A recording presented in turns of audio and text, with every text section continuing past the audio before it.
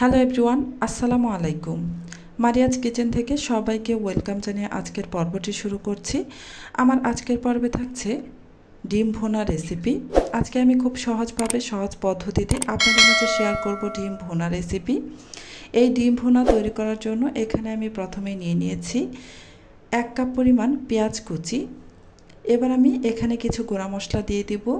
এই মশলাগুলোর মধ্যে রয়েছে এখানে 1 চা চামচ মরিচের গুঁড়া, হাফ চা চামচ হলুদের গুঁড়া, হাফ চা চামচ ধনিয়ার গুঁড়া আর স্বাদ মতো লবণ। সবগুলো আমি এই পেঁয়াজের মধ্যে দিয়ে দিলাম। মরিচের পরিমাণটা আপনারা আপনাদের পছন্দ মতো দিয়ে দিতে পারেন, যে যেমনটা ঝাল খেতে পছন্দ করেন। এবার দিয়ে দিচ্ছি জিরা পেস্ট 1 চা চামচের 5 ভাগের 1 ভাগ, মানে খুবই সামান্য একটু জিরা পেস্ট দিয়ে দিবেন।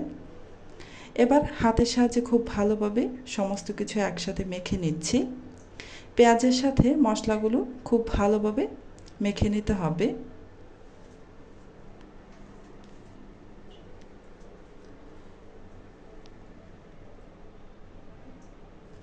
এই তো ভালোভাবে মেখে নেওয়া হয়ে গেছে।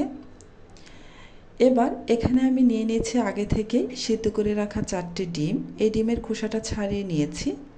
এবার আমি চলে যাব চুলায় ডিম ভুনা করার জন্য। প্রথমেই চুলায় একটা কড়াই বসিয়ে কড়াইটা গরম করে এতে আমি পর্যাপ্ত পরিমাণ সয়াবিন তেল দিয়ে দিলাম।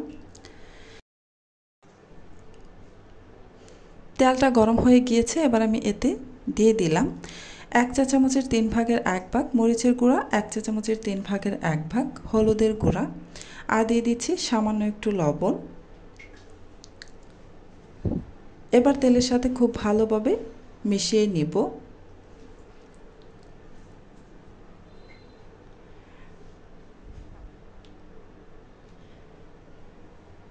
এই তো ভালোভাবে নেড়ে মিশিয়ে নিয়েছি। এবার আমি এতে দিয়ে দিব আগে থেকে সিদ্ধ করে রাখা ডিম। এখন ডিমগুলোকে নেড়ে চেড়ে ভেজে নেব। আমি আমার পছন্দ মতো কালার করে ভেজে নেব।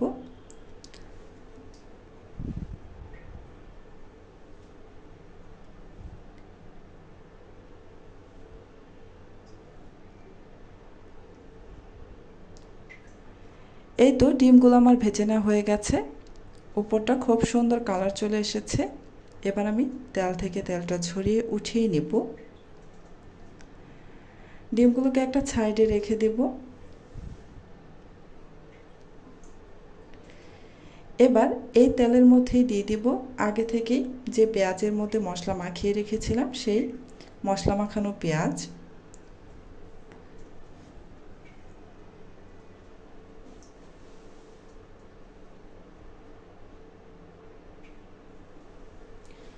এবার নেড়েচেড়ে হাফ সিদ্ধ হওয়া পর্যন্ত ভেজে নেব।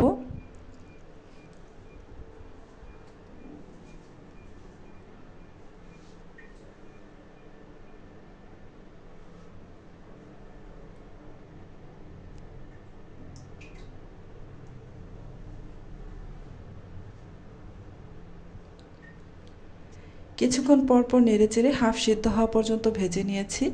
এবার আমি এতে দিয়ে দেব সামান্য একটু পানি। পানিটা দেওয়ার কারণ হচ্ছে এই পেঁয়াজের মধ্যে যে মশলাপাতিগুলো দিয়েছিলাম এই মশলা থেকে যেন কাঁচা গন্ধ না আসে, সেই জন্য এখানে সামান্য একটু পানি দিয়ে দিলাম। এবার নেড়েচেড়ে কিছুক্ষণ অপেক্ষা করব যেন বলক চলে আসে। এই তো বলক চলে এসেছে। এবার আমি এতে আগে থেকে ভেজে তুলে রাখা ডিমগুলো দিয়ে দিলাম। এখন নেড়েচেড়ে মশলার সাথে ভালোভাবে ডিমগুলোকে মিশিয়ে নেব।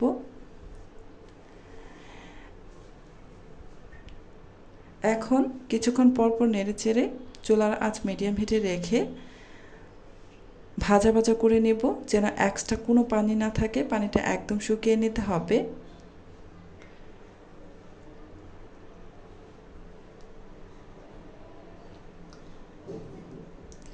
এবার আমি এতে দিয়ে দিচ্ছি 2টি কাঁচামরিচের ফালি। আপনারা চাইলে এ পর্যায়ে এসে ধনিয়া পাতা কুচি অ্যাড করতে পারেন। যারা ধনিয়া পাতা খেতে পছন্দ করেন ওনারা দিতে পারেন।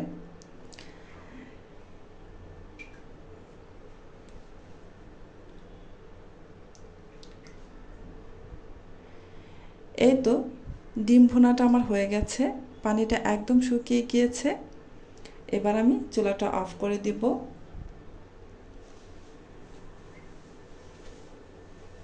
খুব সহজভাবে সহজ পদ্ধতিতে আপনাদের মাঝে এই ডিম ভুনা রেসিপিটা শেয়ার করলাম। আর এই রেসিপিটা খেতে দুর্দান্ত লাগে।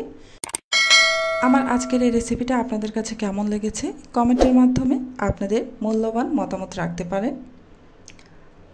আজকের মতো এখানেই বিদায় নিচ্ছি। আল্লাহ হাফেজ।